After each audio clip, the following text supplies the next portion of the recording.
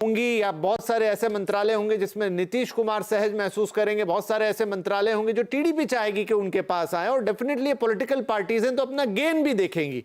तब क्या ये मोदी जी के लिए या बीजेपी के लिए थोड़ी मुश्किलें पैदा करेगा कि अभी तक उनका अपना मंत्रिमंडल था, उनके हिसाब से चीजें थी, उन्होंने अलाइनमेंट कर रखे थे कि भाई मैंने जहां रेलवे दिया है वहीं मैंने आईटी भी लगा दिया, वहीं मैंने दूसरा मंत्रालय लगाया ताकि काम सिंक में हो। लेकिन ये जो एक स्ट्रक्चर है शायद अब ये वैसा ना बचे, तो क्या एक बड़ा चैलेंज होगा? विवेक जी, आपका प्रश्न बिल्कुल यस में उत्तर मांगता है कि हाँ, ये बहुत बड़ा चैलेंज होगा, क्योंकि नरेंद्र मोदी जी की सरकार पहली के बाद जब दूसरी बार आई तो ज्यादा मजबूत थी। और उस समय आपको याद होगा, नीतीश कुमार जी को मन माफिक मंत्रियों की संख्या नहीं मिली। नीतीश कुमार जी का कहना था कि भाई जितने मंत्री, जितने सांसद हमारे बिहार से जीते उतने बीजेपी से जीते हैं, तो बीजेपी ज्यादा पोर्टफोलियो लेगी और हमको एक और दो आप संख्या गिन रहे हैं, क्या गठबंधन को आप संख्या में माप सकते हैं?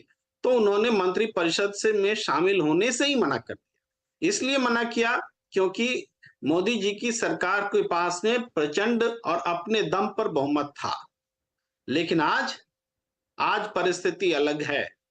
आज न तो कोई नरेंद्र मोदी की सरकार उनको इस तरीके से मना करने को अफोर्ड कर सकती है, क्योंकि नीतीश कुमार अगर आज मना करेंगे कि मंत्रिपरिषद में नहीं रहेंगे, चूंकि हमें भी बाकी घटक दलों की तरह समझ लिया गया है, तो ये अफोर्ड करने की ताकत मोदी सरकार के पास आज नहीं है। यही फर्क आया है। ये मैं एक घटना में आपको फर्क बता रहा हूं कि जब एक सरकार जब पहली के से दूसरे में आती है, मोदी 1 से मोदी 2, तो उसके बाद मोदी 2 में बड़े-बड़े डिसीजंस होते हैं, बहुत हंगामा होता है, जिसको तानाशाही के रूप में भी विपक्ष ने व्यक्त किया, वैसे सारे फैसले लिए जाते हैं। लेकिन तीसरा आते-आते वो ताकत कम हो जाती है। अब वो फैसला जिसको तानाशाही कहा जाएगा कि 13 महीने तक अब किसान आंदोलन नहीं चलेगा। वो ऐसा कोई भी आंदोलन होगा उसको तुरंत निस्तारण करना पड़ेगा। अब 150 सांसद, विपक्ष के सांसद उठाकर बाहर नहीं फेंके जा सकेंगे, क्योंकि अब उनको एक बैलेंसिंग फैक्टर दिए है। जनता ने सरकार को बैलेंसिंग फैक्टर दिए है। ये लोग सिर्फ घटक दल नहीं है, सरकार को बैलेंस करने वाली ताकत है।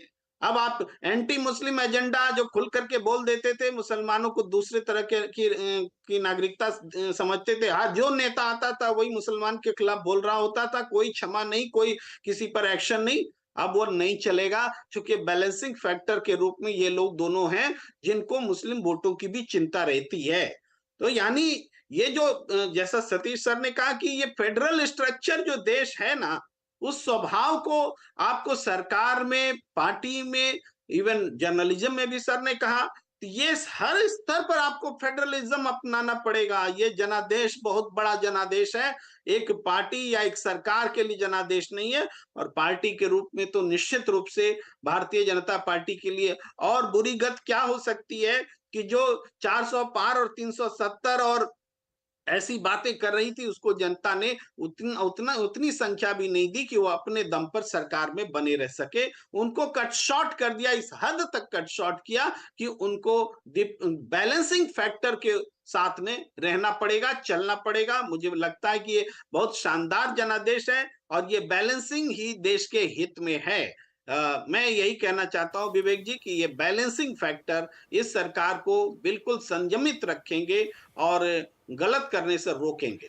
जी ठीक है शुभमय, ये अभी तक जो 2 टर्म की मोदी सरकार रही उसमें हमने काफी रिफॉर्म्स होते हुए भी देखे, उन्होंने अपनी छवि भी वैसी बनाने, भले ही आप उनसे सहमत हो ना सहमत हो, आप माने कि रिफॉर्म कंस्ट्रक्टिव हैं, प्रोडक्टिव हैं या नहीं हैं, लेकिन रिफॉर्म किए गए, बड़े रिफॉर्म किए गए। लेकिन अब नई परिस्थिति में क्या वो रिफॉर्म की रफ्तार वैसी ही रहेगी, एक बहुत बड़ा सवाल है।